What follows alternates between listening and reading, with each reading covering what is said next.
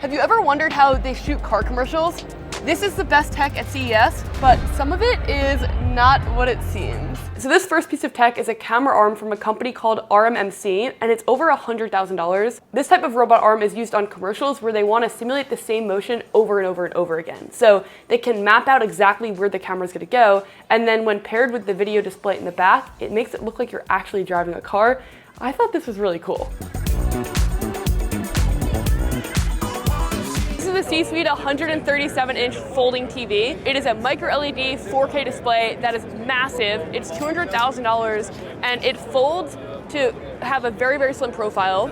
And this one's the indoor version, but they also have an outdoor version, which is fascinating to me because the main differentiator is that it's brighter. It's over 4,000 nits of brightness, but also it has wind and rain detection. So if the TV notices that there's like bad conditions outside with weather, it will actually fold itself to protect itself. Obviously, this is incredibly expensive, and also the use case of it is maybe very niche and limited, but very cool to see in person. It definitely is one of the prettiest, brightest, best displays that I've seen, and it folds. So I review a ton of different smartwatches on the channel, and I feel like the main things that I really look for are great battery life, great fitness tracking, and good software. And Garmin has been slowly working their way up and improving their software and build quality to be a stunning product that's very fitness focused.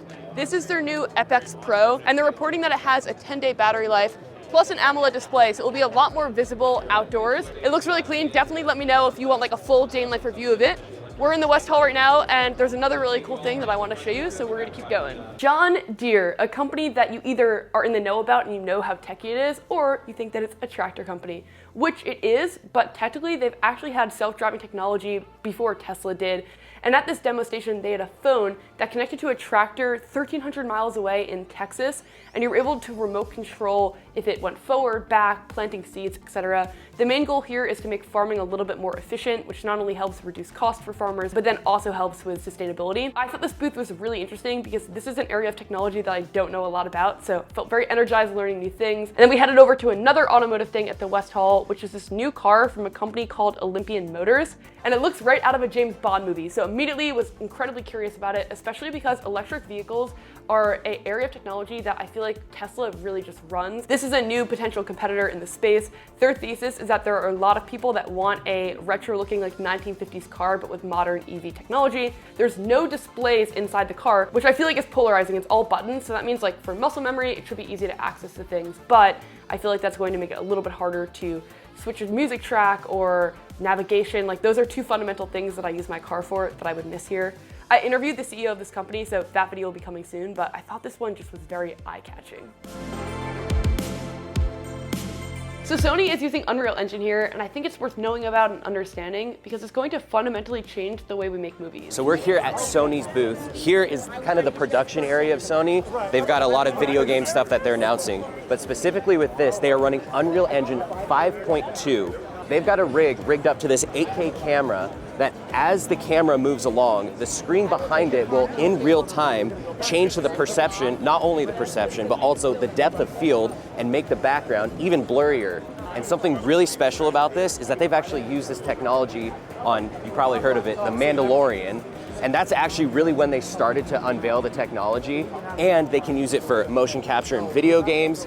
Basically whatever you would need production for, this can run. Typically for production before they would only use green screens, but that also kind of messed up lighting. They're specifically using a car, so you need reflections on the car that they would have to do in post for visual effects. But because they have the background running, that's a step that they can completely skip. The next best thing that I saw at CES, probably one of the best of all time. This went viral on Twitter. It did. This went viral in a couple places, and I'm really pleased about it. Were you expecting it to? This is, yes, I was expecting it to get attention. Okay. I was not expecting it to get as much attention, and what I was expecting was that it was going to be polarizing. So what it is clicks for iPhone. Okay. It is a physical QWERTY keyboard built specifically for the iPhone 14 Pro, 15 Pro, and 15 Pro Max. Okay, wow. It adds polycarbonate, full, real buttons to the iPhone. When you plug it in, you don't have to do anything. You immediately start typing. You have all the keyboard shortcuts you're used to from the iPad, from the MacBook. Command space gets you Spotlight. Oh, that's cool. Command H gets you back home. When you're on a website, you can scroll with the space bar. Yeah, that's really cool. You can do Command F. It works just like you would expect a physical keyboard to work. And what was like the catalyst for wanting to make this? The thing is, look, you know, we had to ditch the physical keyboard in order for the smartphone to evolve, right? Yeah. I don't disagree with that decision. But it turns out when you throw away all the buttons, you throw away a lot of fun, useful features that come along with them. When you type on a full QWERTY physical keyboard, it's a very different experience. Feels a little more like handwriting.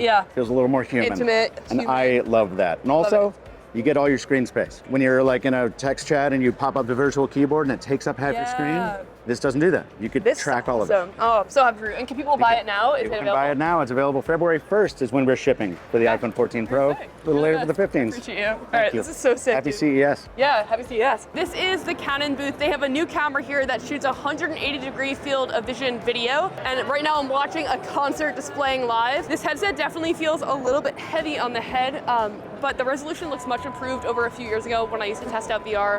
And I think it's cool to have a camera of this small a form factor that can shoot 180-degree field of vision video. So this is what the lens looks like.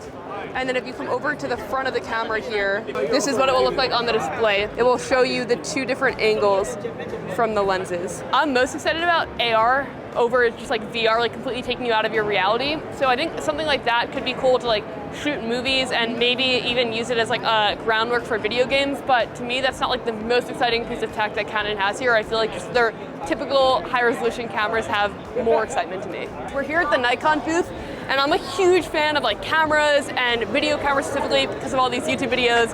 And this one has really impressed me. This is their new Z8. And I think the big headlining features to know about it is that it shoots in 8K resolution, 60 frames per second. It's under $4,000. And the autofocus is also unbelievable. Like just live demoing this, I was incredibly impressed by how quickly it's able to focus on the frame, and the shallow depth of field looks great. They also showed me one other camera that I also think is really exciting because it's more price accessible, and that's right over here. So this is $669, and it's almost like a vlog camera where you have this selfie stick and a wide lens to get vlog shots, where I feel like most cameras are so heavy and kind of expensive that it feels daunting to get into YouTube if you want to start. This looks like a really solid option that's like a step above a smartphone camera, but it's still pretty price affordable. And it has a remote control that actually comes out, so if you wanted to, you can set the camera down, like on a table, and then start and stop the recording whilst you're away from it, which is really interesting, I feel like, for like the solo vlog era of YouTube, or if you are running a small set and you need to be doing multiple things. On the complete opposite end of the spectrum from like retro technology, this is cutting edge technology. Drone delivery service by Walmart was just launched and further expanded at CES. They're able to do drone delivery within like a 10-mile radius of the store. And so for things like a quick drop of groceries or a forgotten item, I don't know if it's a good thing if we live in a reality where there's just like a bunch of drones flying all around the globe. But right now it's positioned in only several main cities in the US. We are bringing the convenience and immediacy of drone delivery to the majority of homes in one of the largest US metros, Dallas-Fort Worth. So we'll see if that keeps expanding, but I thought this was interesting. And I actually interviewed Walmart's chief technology officer so we could find out more about it, and also if they're gonna bring Apple Pay to Walmart. That video is currently in the edit. Then we went over and saw the Sphere, which is a $1 billion project in Las Vegas that looks very eye-catching from the outside. It has thousands of lights all around the outside to show advertisements and images, but then when you actually go inside, it gets even crazier. There are interactive robots and a massive display theater experience where the display is kind of all-encompassing. Like when they were showing a daytime scenario, it genuinely felt like we were outside. It's cool to see tech evolve in terms of like production quality and immersion and resolution. This was sick. I'm at the airport right now, about to hop on a midnight red-eye flight, and the last best thing I saw at CES was actually you, the MBT community. So many people came up to talk or take pictures and hang out, and it just made me feel like what we're building here is so special, and I'm so excited and grateful, and just can't wait for 2024. I'm pumped on what we're doing, so thank you so much for being here. If you want to hang out in another video, you can go right here, and hopefully I'll see you then or in the next one. Thanks so much for watching this one. Hope you liked.